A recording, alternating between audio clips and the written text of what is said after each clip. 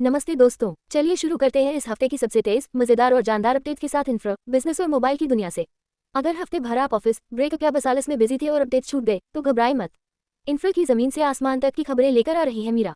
Business के नुकसान और निवेश को डिकोड करेंगे अभिनव, और मोबाइल लॉन्चर्स की दुनिया में धमाके करेंगे मनन। तो बकल अप, क्योंकि अब शुरू होता है हमारा no filter weekly ride infotainment वाली रफ्तार में। Let's go. चेन्नई मेट्रो ने 14 अगस्त को अपनी अब तक की सबसे ज्यादा सवारी उठाई, पूरे 4,06,066 लोग। हाँ, सच में सबसे ज्यादा भीड़ थी सेंट्रल स्टेशन पर, मतलब वहाँ ऐसा लग रहा था जैसे सब लोग वही उतर की सेल्फी लेने आए थे। उसके बाद गिंडी, एयरपोर्ट, टेरुमंगलम और थाउजेंड लाइट्स जैसे स्टेशनों ने भी धुआंधार भीड़ खींची। अब मुंबई की तरफ चलते हैं, जहां Mumbai metropolitan region development authority ने ओरिएंट को 250 करोड़ रुपए का कंट्रैक्ट पकड़ा दिया है, और कंट्रैक्ट कोई छोटा मोटा नहीं, ऑटोमेटेड फैर कलेक्शन सिस्टम्स का है। ये सिस्टम लगेगा मुंबई मेट्रो लाइन 4 और 4A में, जो वडाला से कुसरविडावली और फिर कुसरविडावली से गिमुक तक जाएगी। और भाई, कुल मिलाकर 32 स्टेशन, मतलब टिकट कटाओ और बिना कुछ पूछे सिस्टम बोलेगा बढ़िया चल रहे हो भैया। आप चलते हैं केरल, जहां कोची मेट्रो रेल ने फेज 2 के लिए एस्केलेटर्स का टेंडर निकाला है। पिंक लाइन पे 11 स्टेशन बनने वाले हैं, जेएलएन स्टेडियम से लेकर इन्फोपार्क 2 तक, और काम पूरा करने की डेडलाइन है 24 महीने। वैसे कोची मेट्रो का छोटा भाई कोची वाटर मेट्रो भी पीछे नहीं है, वो भी नई रूट ला रहा है सितंबर के पहले हफ्ते में, ओणम से पहले। हाईकोर्ट टर्मिनल को जोड़ेगा विलिंगन आइलैंड और मटांचेरी से, मतलब अब लोग नाव में बैठ के कोर्ट जा सकते हैं। माय लॉर्ड, मैं तो ट्रैफिक में नहीं, पानी में फंसा था। अब दिल्ली वालों के लिए ब्रेकिंग न्यूज, दिल्ली मेट्रो की मेजेंटा लाइन जो जनकपुरी वेस्ट से बटानिकल गार्डन जाती है, अब पूरी तरह से ड्राइवरलेस हो गई है। हाँ भैया, कोई भी ट्रेन अब बिना ड्राइवर की चल रही है, मतलब अब ड्राइवर नहीं, ट्रेन खुद बोलेगी साइड हो जाओ भाई, मैं आ रही हूँ। अब लोग सोच रहे हैं, अरे ड्राइवर गया तो हॉर्न कौन बजाएगा जब दोस्त स्टेशन पर दिखे। आप सीधा जाते हैं केरल के तट पर, वहां सरकार ने 1.83 करोड़ रुपए सैंक्शन किए हैं ताकि विजंजाम इंटरनेशनल सीपोर्ट के पास इंडस्ट्रियल डेवलपमेंट का प्लान बने। Container yards, logistics clusters, marine access है, इतना कुछ बन रहा है कि पोर्ट वाले बोलेंगे भाई हमें तो बंदरगाह ही रहने दो, ये मेट्रो स्टेशन मत बना देना। अब बात करते हैं एकदम हाइड्रोजन बम जैसी खबर की। उत्तर प्रदेश के गोरखपुर जिले के खनिमपुर गांव में देश का दूसरा और यूपी का पहला ग्रीन हाइड्रोजन प्लांट शुरू हो गया है। टोरेंट गैस और टोरेंट पावर ने इसे बनाया है, और इसकी कैपेसिटी है 72,000 टन सालाना। अब लोग पूछ रहे हैं, हाइड्रोजन का स्वाद कैसा होता है भाई? अरे भाई, ये पीने का नहीं, फ्यूचर का फ्यूल है। आप चलते हैं वापस मुंबई, जहां चीफ मिनिस्टर जी ने नया Mumbai coastal road promenade inaugurate कर दिया है। लोग कह रहे हैं, भाई ये तो बिल्कुल मरीन ड्राइव पार्ट 2 लग रहा है। इतना सुंदर बना है कि अब लोग वहां मॉर्निंग वॉक नहीं, फोटोशूट करने जा रहे हैं। और बोनस में 4 नए अंडरपासेस भी खुले हैं, Bhulabhai Desai road, Haji Ali junction, Worli dairy और बिंदु माधव थकरी चौक पर। मतलब अब गाड़ी भी बोलेगी, अरे भाई मैं तो अंडरग्राउंड सेलिब्रिटी बन गई हूँ। सरकार ने मैरिटाइम डेवलपमेंट फंड भी अपग्रेड कर दिया है, पहले 25,000 करोड़ रुपए था, अब बढ़कर 70,000 करोड़ रुपए हो गया है। भाई इतना पैसा सुन के तो जहाज खुद कहेंगे अब हमें भी जिम मेंबरशिप मिलनी चाहिए, हम भी कुछ हैवी लिफ्टिंग कर लें। इंडियन रेलवेज भी पीछे नहीं है, उन्होंने पोरबंदर के रानाबाव स्टेशन पर नया रेल डिपो बनाने का प्लान किया है, 135.58 करोड़ रुपए की लागत से। वहां वंदे भारत और LHV कोचेस की मरम्मत होगी। भाई अब कोचेस कहेंगे थैंक यू रेलवे, अब हमें भी स्पा ट्रीटमेंट मिलेगा। और लास्ट में महाराष्ट्र सरकार ने अप्रूवल दे दिया है राज्य के पहले स्मार्ट इंटेलिजेंट विलेज का। जगह है साटनवारी विलेज, नागपुर तालुका में। अब वहां ड्रोन से खेती होगी, smart irrigation, mobile banking, digitised schools, surveillance system. मतलब गांव वाले कहेंगे अब हमें भी वाईफाई चाहिए, और हाँ अलेक्सा को भोजपुरी सिखाओ। ब्लूस्टोन ज्वेलरी का IPO आया और भाई रिस्पॉन्स ऐसा था जैसे बारात में खाना खत्म हो गया हो। लोग आए तो सही, पर बहुत जोश नहीं दिखा। 1500 करोड़ का इशू था, 11 से 13 अगस्त के बीच खुला था और करीब 2.57 गुना भरा, वो भी ज्यादातर बड़े इंस्टीट्यूशनल निवेशकों की वजह से। प्राइस रखा था 492 से 517 रुपये के बीच, लेकिन जैसे ही लिस्ट हुआ 1% की छूट के साथ 510 पर आ गया। अभी थोड़ा संभला है और 530 पर ट्रेड कर रहा है। अब देखना है कि टिकता है या फिर वापस प्राइस बैंड के नीचे गोता लगाता है। वैसे फाइनेंशियल ईयर 2025 में कंपनी ने 1770 करोड़ रुपए का रेवेन्यू कमाया और 222 करोड़ का नुकसान किया। अब बात करते हैं हाउस ऑफ बिरयानी की। नाम सुनते ही भूख लग जाए ऐसी कंपनी। ये एक फूड टेक प्लेटफॉर्म है और इन्होंने 32 करोड़ रुपए जुटाए हैं इन्वेस्टर्स से, जिनमें खुद धोनी भैया भी शामिल हैं। अब प्लान है अगले 3 साल में 120 से 150 आउटलेट खोलने का, और टारगेट कर रहे हैं 450 से 550 करोड़ का रेवेन्यू। अब ये मत पूछना कि कितनी बिरयानी में इतना रेवेन्यू आएगा, बस समझ लो बिरयानी से इकोनॉमी चला रहे हैं। कैप्टन फ्रेश नाम सुनते ही ऐसा लगता है जैसे कोई सुपरहीरो मछली पकड़ने निकला हो। ये एक global package sea food company है और अब IPO लाने की तैयारी में है। इसके लिए ये 1700 करोड़ रुपए जुटाने वाले हैं। फाइनेंशियल ईयर 2024 में इनका ग्रोस मर्चेंडाइज वैल्यू 71% बढ़कर 1395 करोड़ पहुंचा और नुकसान 22% घटकर 229 करोड़ पर आ गया। प्रगति हो रही है पर मुनाफा अभी दूर की कुड़ी है। अब आते हैं जाइगल पर। ये एक फिनटेक कंपनी है जो कॉर्पोरेट खर्च और एम्प्लॉय रिवॉर्ड्स मैनेज करती है। फाइनेंशियल ईयर 2026 की पहली तिमाही में इनका रेवेन्यू 32% बढ़कर 332 करोड़ हुआ और प्रॉफिट 56% उछलकर 26.1 करोड़। अब अगर एम्प्लॉय रिवॉर्ड्स दे रहे हैं तो उम्मीद है कि एम्प्लॉइज भी जूम मीटिंग में कैमरा ऑन करते होंगे। बियॉन्ड अप्लायंसेस, भाई ये तो स्मार्ट किचन टेक बना रहे हैं, मतलब आपकी रसोई आपसे ज्यादा समझदार हो जाएगी। इन्होंने $4 मिलियन जुटाए हैं अपने मैन्युफैक्चरिंग को बढ़ाने के लिए।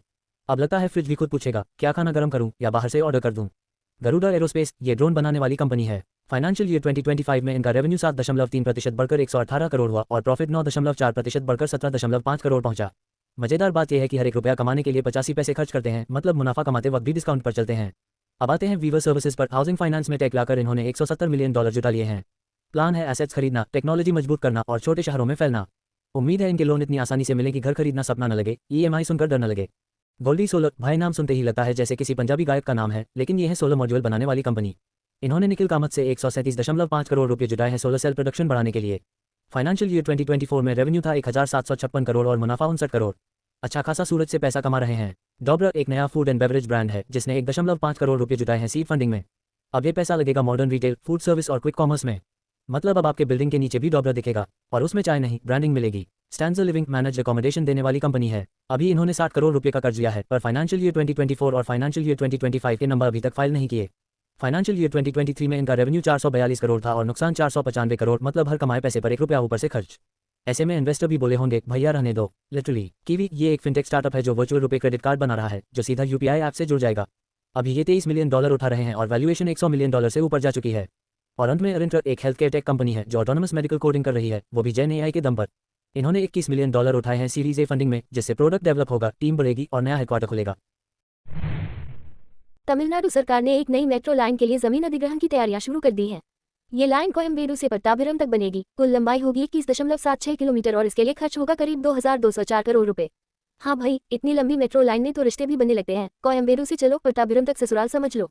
आप चलते हैं उत्तर प्रदेश, जहां Uttar Pradesh metro rail corporation ने लखनऊ मेट्रो के फेज 1B के लिए डिटेल डिजाइन कंसल्टेंट ढूंढने को टेंडर निकाला है। ये फेज चलेगा लखनऊ रेलवे स्टेशन यानी चरबाग से वसंत कुंज तक।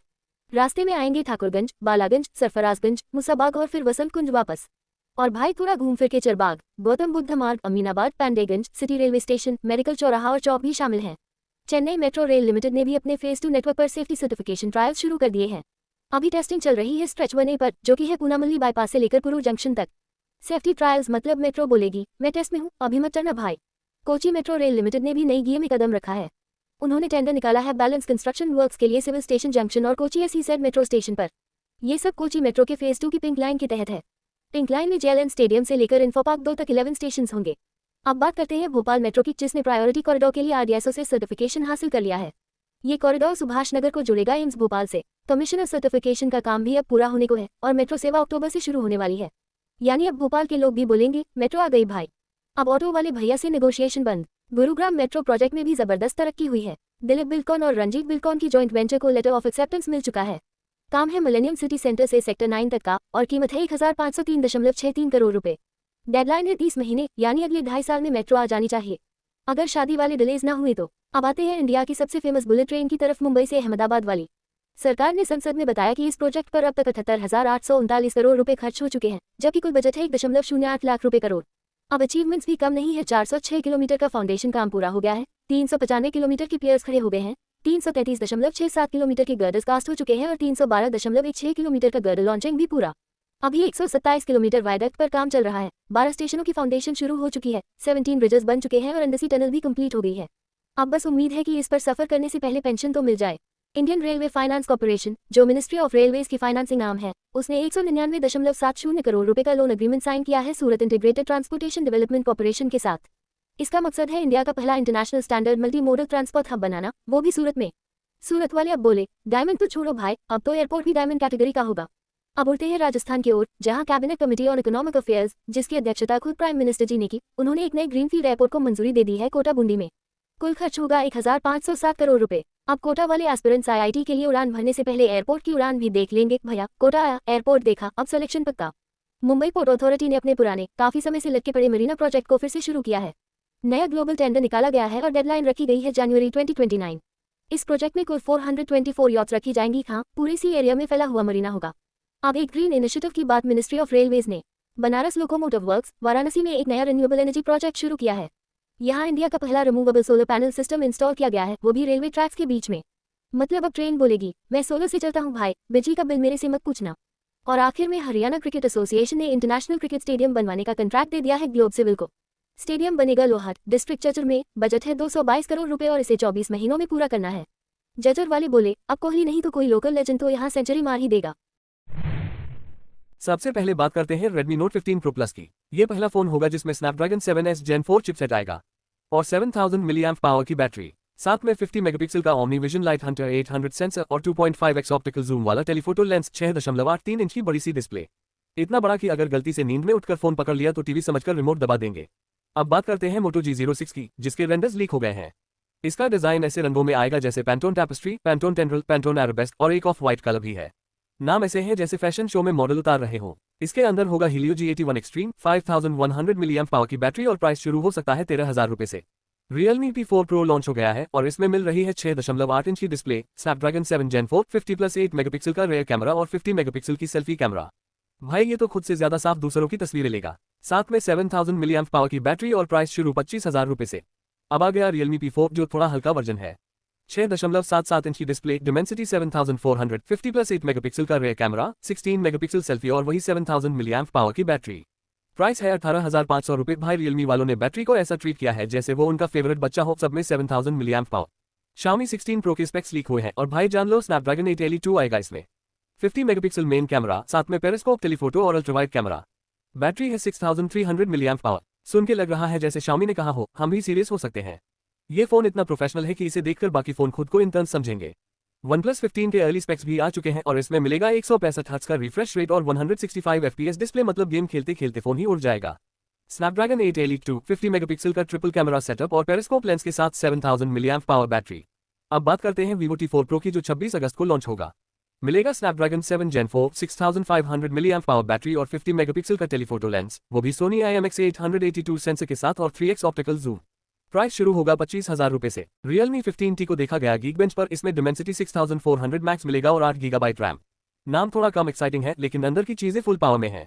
अब आता है Lava Play Ultra जो लॉन्च हो चुका है। इसमें है Dimensity 7300, 6.67 इंच की डिस्प्ले, 13 मेगापिक्सल सेल्फी और पीछे 64+5 मेगापिक्सल का कैमरा, 5000 mAh पावर बैटरी और प्राइस है 14,999 रुपीज। लावा धीरे धीरे गेम में वापसी कर रहा है जैसे पुराने दोस्त अचानक जिम जाने लगते हैं। HMD फ्यूज भी आया है और ये बच्चों के लिए बना है। इसमें मिलेगा system wide protection against explicit content, यानी इस फोन में संस्कार मोड ऑन ही रहता है। बाकी specs 6.56 inch display, Snapdragon 4 Gen 2, 108+2 megapixel rare camera, 50 megapixel selfie, 5000 mAh power battery और हार्म लॉक प्लस AI। मतलब बच्चा भी बोलेगा मम्मी ये फोन तो बड़ा ही सीधा साधा है। HMD Vive 2 भी आ गया है। इसमें है 6.75 इंच की display, water drop notch, 5 megapixel selfie और पीछे 50+0.08 मेगापिक्सल का कैमरा, यूनिसोक T606 प्रोसेसर और 5000 mAh पावर बैटरी। मतलब बेसिक यूजर्स के लिए जैसे हॉस्टल में पहला फोन मिलता है। अब आते हैं आज के सबसे तगड़े कैमरा फोन की बात पर, Oppo Find X9 Pro। भाई इसके तो पूरे कैमरा स्पेक्स लीक हो गए हैं और सुन के DSLR वाले भी शर्मिंदा हो जाएं। 50 मेगापिक्सल का मेन सेंसर, सोनी का लिथिया लीड 828, 200 मेगापिक्सल का telephoto, Samsung ISOCELL HP5 sensor, 3x zoom के साथ 50 मेगापिक्सल का अल्ट्रावाइड और एक छोटा सा 2 मेगापिक्सल का कलर सेंसर भी, शायद डेकोरेशन के लिए। सेल्फी भी 50 मेगापिक्सल की और डिस्प्ले है 6.78 इंच की LTPO। बैटरी 7000 से 7500 mAh पावर के बीच। भाई इस फोन से तो शेर की फोटो भी लोगे तो वो खुद पोस्ट कर देगा। शुरुआत करते हैं चेन्नई मेट्रो फेज 2 से। यहाँ टनल बोरिंग मशीन ने कोलाटूर स्टेशन के नॉर्थ शाफ्ट पे धमाकेदार एंट्री मारी है।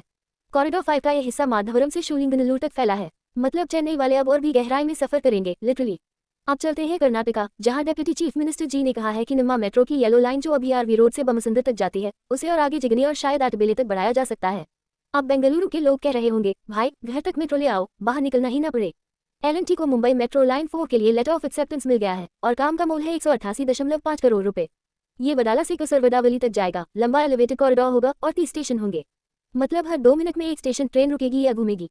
अब बात करते हैं महाराष्ट्र की, जहां सरकार ने वनस रामवाड़ी मेट्रो लाइन को चांदनी चौक और वाघोली तक बढ़ाने का प्लान फाइनल कर दिया है और 2 नए स्टेशन भी जोड़ दिए हैं, बालाजी नगर और बिब्बेवाड़ी, स्वर्गेट कटराज के अंडरग्राउंड रूट में। और अब आते हैं फ्यूचर की सवारी पे। जी हाँ, हाइपरलूप। महाराष्ट्र दुनिया का पहला ऐसा इलाका बन सकता है जो लैब से बाहर हाइपरलूप चलाएगा। प्लान है कि नवी मुंबई के जवाहरलाल नेहरू पोर्ट ट्रस्ट को पालघर के वधावन पोर्ट से जोड़ दिया जाए TUTR हाइपरलूप के साथ। अब सामान भी टेलीपोर्ट नहीं हाइपरपोर्ट होगा। सूरत मेट्रो फेज 1 में भी मजेदार डेवलपमेंट हुआ है। चौक बाजार स्टेशन पे TBM ब्रेक थ्रू हुआ है। कॉरिडोर सार्थना से ड्रीम सिटी तक जाएगा।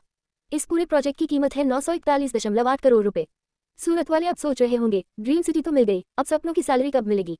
प्राइम मिनिस्टर जी ने भी 3 मेट्रो प्रोजेक्ट्स का इनॉग्रेशन किया है। नौपारा से जय हिंद बिमन बैंडर, सेल्डा से एस्प्लेनेड और बलघाटा से हेमंत मुखोपाध्याय, जो रूबी क्रॉसिंग भी कहा जाता है। कुल लागत है 1200 करोड़ रुपए। साथ ही हावड़ा मेट्रो स्टेशन पर सबवे का उद्घाटन और कोना एक्सप्रेसवे का भी फाउंडेशन रखा। टोटल कॉम्बो डील 1200 करोड़ रुपए की। PM साहब कह रहे होंगे बाय 1 इनॉग्रेट 3 फ्री। अब राजस्थान और दिल्ली के बीच का रेल कनेक्शन और बेहतर होने जा रहा है क्योंकि नई वंदे भारत एक्सप्रेस शुरू हो गई है जो बीकानेर से दिल्ली कैंट तक चलेगी। अब लोग बोले बीकानेर के भुजिया भी दिल्ली टाइम से पहुंचेंगे। कनेक्स माइक्रो सिस्टम्स को मिला है 151 करोड़ रुपए का कंट्रैक्ट कवच लगाने का वेस्ट सेंट्रल रेलवे के भोपाल डिवीजन में, और ये काम 600 दिनों के अंदर पूरा करना है। तमिलनाडु सरकार ने मदुराई एयरपोर्ट के एक्सपेंशन के लिए 543.41 एकड़ जमीन दे दी है एयरपोर्ट्स अथॉरिटी ऑफ इंडिया को। अब प्लेन नहीं लैंड करेगा, पूरा कॉलोनी बना देगा रनवे पे। बेंगलुरु में भी एक्शन चालू है। सूर्या सिटी में एक नया स्पोर्ट्स कॉम्प्लेक्स बनने जा रहा है और बजट है पूरे 1650 करोड़ का।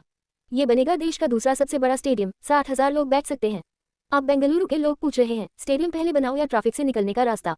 और आखिर में रायपुर से विशाखापट्टनम तक जाने वाले नेशनल हाईवे 130 सीडी का 6 लेनिंग ऑलमोस्ट कंप्लीट हो गया है।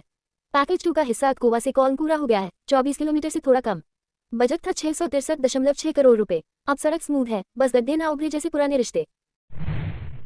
सबसे पहले बात करते हैं किश्त की। हाँ, नाम सुन के मत मुस्कुराओ, ये EMI पे किस्त नहीं देता, पैसे देता है। डिजिटल लैंडिंग प्लेटफॉर्म है और अब इन्होंने सेबी के पास DRHP फाइल किया है। प्लान है IPO के जरिए 1000 करोड़ रुपए जुटाने का। लेकिन IPO से पहले प्री IPO में 200 करोड़ उठाने का भी प्लान है। मतलब पहले थोड़ा प्रैक्टिस रेस करेंगे, फिर फाइनल मैच खेलेंगे। फाइनेंशियल ईयर 2025 में इनके रेवेन्यू में 20% की गिरावट आई, गिरते गिरते रुके 1337 करोड़ पे, और प्रॉफिट भी फिसल के 160 करोड़ पर आ गया, यानी 18.5% की कटौती। पर कंपनी कहती है हमारा EBITDA मार्जिन 29.79% है और रिटर्न ऑन कैपिटल एम्प्लॉयड है 28.88%। और हाँ, ₹1 कमाने के लिए ये 85 पैसे खर्च करते हैं। अब आते हैं आर फॉर रैबिट पर। नहीं, ये बच्चों को पढ़ाना नहीं, बेचना चाहता है। D2C बेबी प्रोडक्ट्स ब्रांड है। इन्होंने $27 मिलियन उठा लिए हैं। पैसा बच्चों के खिलौनों में नहीं, ब्रांड के ग्रोथ, डिस्ट्रीब्यूशन और डिजिटल दुनिया में डोमिनेशन के लिए खर्च होगा। अब बात करते हैं न्यू की। सुनने में लगा कोई मैट्रिक्स वाला कैरेक्टर है, लेकिन ये है एक वेल्थ और एसेट मैनेजमेंट फर्म। इन्होंने भी इक्विटी के जरिए 162 करोड़ जुटाने का सोचा है और उनकी वैल्यूशन है पूरे $686 मिलियन। फाइनेंशियल ईयर 2024 में इनका रेवेन्यू 2.7 गुना बढ़ गया, पहुंच गया 177 करोड़ पर। लेकिन साथ साथ लॉसेस भी बढ़कर 13.7 करोड़ हो गए। मतलब हम दौड़ तो रहे हैं पर गिरते पड़ते। अब बारी है बिरयानी ब्लूज की। वैसे फाइनेंशियल ईयर 2025 की प्रोविजनल रिपोर्ट आई है, फरवरी तक के आंकड़े हैं, मार्च वाले अभी सस्पेंस में हैं। इनका रेवेन्यू बस 0.1% बढ़ा, यानी लिटरली बिरयानी में सिर्फ एक मटर का दाना और ऐड हुआ। लॉसेस में थोड़ी राहत मिली, 34.4% घटकर 5.34 करोड़ पर आए। EBITDA मार्जिन है 9.44%, रिटर्न ऑन कैपिटल एम्प्लॉयड है 30.13%। लेकिन ध्यान देना, ये हर ₹1 कमाने के लिए 1.08 रुपये खर्च करते हैं, यानी जितनी बिरयानी बेचते हैं उतनी खुद खा भी जाते हैं शायद। अब आता है एजैक्स। नाम सुन के लगा कॉल ऑफ ड्यूटी का कोई वेपन है, पर नहीं, ये एक full stack AI hardware platform है। इन्होंने 1.39 करोड़ रुपए की सीड फंडिंग उठाई है। अब इस पैसे से ये मैन्युफैक्चरिंग बढ़ाएंगे, प्रोडक्ट डेवलप करेंगे और इंडिया विदेश सब जगह फैलेंगे। बेसिकली AI का hardware made in India exported to the world. Mitra एक FMCG स्टार्टअप है, जैसे आपके पड़ोस का बेस्ट फ्रेंड, पर ये दोस्त अब बड़े सपने देख रहा है। इन्होंने 14 करोड़ रुपए उठाए हैं एक ब्रिज राउंड में। अब ये रिफाइंड मैदा का नया प्लांट लगाएंगे, मतलब सफेद चक्की का सफेद सपना। और साथ ही millets, gluten free, diabetic friendly और स्पाइसेस में भी एंट्री करेंगे। GCC मार्केट में भी जाएंगे, वो गल्फ वाला, ना कि GCC कंपाइलर। मिथिला फूड्स भी आया है मैदान में, बिहार की खुशबू लेकर। इन्होंने 1.5 करोड़ रुपए उठाए हैं सीड फंडिंग में। अब ये डिस्ट्रीब्यूशन और सप्लाई चेन बढ़ाएंगे और बिहार के ट्रेडिशनल खाने को इंडिया भर में फैलाएंगे। सुनकर अच्छा लगा, अब लिट्टी चोखा भी स्टार्टअप वाला बन जाएगा। पीलॉन ये बायोटेक स्टार्टअप है जो बायोडिग्रेडेबल पैकेजिंग बनाता है, मतलब फल सब्जी भी अब इको फ्रेंडली रैपिंग में आएगी। इन्होंने $1 मिलियन उठाए हैं सीड फंडिंग में। R&D करेंगे, फैक्ट्री बढ़ाएंगे और थोड़े लोग हायर करेंगे। उम्मीद है लोग पील करके नहीं भागेंगे। फैमियो एक किड्स लाइफस्टाइल ब्रांड है। बच्चे अब सिर्फ स्कूल के टिफिन में पराठा नहीं, ब्रांडेड पराठा कब मिलाएंगे। इन्होंने 4 करोड़ रुपए उठाए हैं। अब इससे प्रोप्राइटरी कैरेक्टर बनाएंगे, इन्फ्लुएंसर से दोस्ती करेंगे और सप्लाई चेन को भी सुपर हीरो बना देंगे। हेक्सिफिन नाम में ही फन है। ये एक लाइफस्टाइल एक्सेसरीज ब्रांड है जो दिखने में स्वैग लाता है। इन्होंने 4.5 करोड़ उठाए हैं और अब ये मेट्रो सिटीज में दुकानें खोलेंगे, मार्केटिंग करेंगे और शायद अगली बार आपके सनग्लासेस भी इनके होंगे। गोल्डियम इंटरनेशनल हीरे बेचने वाली कंपनी, पर ट्विस्ट ये है कि ये लैब ग्रोन डायमंड्स बेचते हैं। इन्होंने 202 करोड़ रुपए उठाए हैं QIP के जरिए। अब इंडिया में लैब ग्रोन डायमंड ब्रांड को एक्सपैंड करेंगे और खुद के स्टोर्स भी खोलेंगे, यानी अब हीरे भी फैक्ट्री से सीधा आपके गले में। और अब आखिर में आकाशा एयर, इंडिया की सबसे यंग एयरलाइन। इन्होंने फिर से आसमान में उड़ने के लिए 1200 करोड़ रुपए की स्ट्रैटेजिक फंडिंग उठाई है। मतलब उड़ान फिल्म देखी थी, अब उड़ान कंपनी बना ली। सबसे पहले चलते हैं चेन्नई, जहां मेट्रो फेज 2 का काम अब और तेज हो गया है। RDSO ने फेज 1A की सर्टिफिकेशन ट्रायल शुरू कर दी है। ये ट्रायल पूनामल्ली बाईपास से लेकर पुरूर जंक्शन तक लाइन 4 पर हो रहा है और 16 अगस्त से शुरू होकर पूरे 2 हफ्ते चलेगा। अब बात दिल्ली की। यहाँ एक मेट्रो कॉरिडोर टर्मिनल 1 से एयरोसिटी तक एक्सटेंड किया जा रहा है, जिससे टर्मिनल 1 और टर्मिनल 3 के बीच सीमलेस कनेक्शन बन जाएगा। अब एयरपोर्ट पर ट्रैवल करना ऐसा होगा जैसे घर में ड्राइंग रूम से किचन जाना, बस टर्मिनल बदला, स्लीपर्स वही। अब चलते हैं कोलकाता, जहां प्राइम मिनिस्टर जी ने 3 नए मेट्रो सेक्शन इनॉग्रेट किए हैं। ग्रीन लाइन पर एस्प्लेनेड से सेल्डा, येलो लाइन पर नोपारा से जय हिंद विमेन बैंडर और ऑरेंज लाइन पर बलघाटा से हेमंत मुखोपाध्याय। अब कोलकाता में मेट्रो का रंगीन मेला लग गया है। हर लाइन के लिए नया रंग, बस यात्री न कह दे भैया मुझे पिंक वाली मेट्रो चाहिए। दिल्ली मेट्रो अब एक नया तरीका अपनाने जा रही है, ऑडियो एड्स। हाँ जी, अब मेट्रो में अनाउंसमेंट्स के बीच में शैम्पू, शूज और शॉपिंग मॉल के एड्स भी सुनाई देंगे। पिंक लाइन और वायलेट लाइन से इसकी शुरुआत होगी। अब मजलिस पार्क टू जाराबाद और कश्मीरी गेट से लेकर तुगलकाबाद तक सफर करते हुए लगेगा जैसे बिग बाजार में बैठे हैं। सर, ये ऑफर सिर्फ आज के लिए है। अब बात करते हैं दिल्ली गाजियाबाद मेरठ के नमो भारत कॉरिडोर की। National capital region transport corporation ने उबर के साथ एमओयू साइन किया है ताकि स्टेशन से घर तक लास्ट माइल कनेक्टिविटी आसानी से मिले, वो भी ऐप बेस्ड कैब्स, ऑटोज और 2 व्हीलर्स के जरिए। अब वो दिन गए जब स्टेशन से बाहर आते ही 7 ऑटो वाले घूरते थे जैसे आपने उनकी गर्लफ्रेंड देख ली हो। आप चलते हैं मध्य प्रदेश, जहां मदन महल दमोह नाका फ्लाईओवर इनॉग्यूरेट हुआ है। इसमें स्टेट का सबसे लंबा केबल स्टे ब्रिज भी है और टोटल खर्चा हुआ है 1053 करोड़ रुपये। इतना खर्चा सुनकर फ्लाईओवर खुद शर्मा गया होगा, इतनी महंगी शादी तो अंबानी जी की भी नहीं हुई। अब एक खबर जो थोड़ा डिसअपॉइंटिंग है, बेंगलुरु से चेन्नई तक जो एक्सप्रेसवे बन रही है वो इस साल भी रेडी नहीं हो पाएगी। यूनियन मिनिस्टर जी ने कहा है कि अब नया टाइमलाइन है दिसंबर 2025 से लेकर मार्च 2026 तक। टोटल बजट है 15,188 करोड़। इतना पैसा सुन के आदमी बोले भाई एक्सप्रेसवे नहीं स्पेसवे लग रहा है। लेकिन कुछ हिस्सा ऑलमोस्ट रेडी है, जैसे बेथमंगला बायरेडीपल्ली स्ट्रेच 90% कंप्लीट है, बायरेडीपल्ली बंगरुपल्ली 70% और गुडीपाला वालाजापेट 88% तक पहुंच गया है। अब चलते हैं बिहार, जहां पीएमजी ने 2 नई ट्रेन सर्विसेज को हरी झंडी दिखाई है, गया से दिल्ली अमृत भारत एक्सप्रेस और वैशाली गया कोडरमा बुरस सर्किट ट्रेन। अब बिहार वाले भी बोले अब तो हम भी बुलेट ट्रेन की कज़न से मिलने जा सकते हैं। पुणे वालों के लिए भी एक बड़ी खबर, पुणे बेंगलुरु हाईवे पर जो एलिवेटेड कॉरिडोर का प्रोजेक्ट सालों से अटका हुआ था उसे अब तेजी से पूरा करने का आदेश मिला है। बजट है 5,500 से 6,000 करोड़ का। अब देखना यह है कि पहले फ्लाईओवर बनता है या ट्रैफिक में फंसे लोगों की पेशेंस एक्सपायर हो जाती है। मुंबई सीएसएमटी से लेकर मडगांव तक चलने वाली वंदे भारत एक्सप्रेस में गणेश चतुर्थी के लिए कोचेस टेम्पररी बढ़ा दिए गए हैं। त्योहार का रश ऐसा है कि वंदे भारत भी सोच रही होगी मुझे भी दुगनी स्पीड से दौड़ना पड़ेगा क्या। Union coal and mines minister ji ने अनाउंस किया है कि भारत अब एक मिनरल ट्रेडिंग एक्सचेंज शुरू करने जा रहा है, बिल्कुल लंदन मेटल एक्सचेंज की तरह। मतलब अब लोहे कोयले को भी स्टॉक मार्केट वाली वाइब आएगी। आज एंड डाउन चल रहा है, गोल्ड बुलिश है और एल्यूमिनियम सिर्फ टिकटॉक पर फेमस है। और हाँ, आखिर में प्राइम मिनिस्टर जी 26 अगस्त को गुजरात के हंसलपुर में सुजुकी की पहली ग्लोबल बैटरी इलेक्ट्रिक व्हीकल ई-विटारा को फ्लैग ऑफ करने वाले हैं, जो 100 से ज्यादा देशों में एक्सपोर्ट की जाएगी। यूरोप और जापान भी शामिल हैं। अब तो लगता है ई-विटारा दुनिया घूमेगी और हम इंस्टाग्राम पे देख के खुश होंगे। धन्यवाद।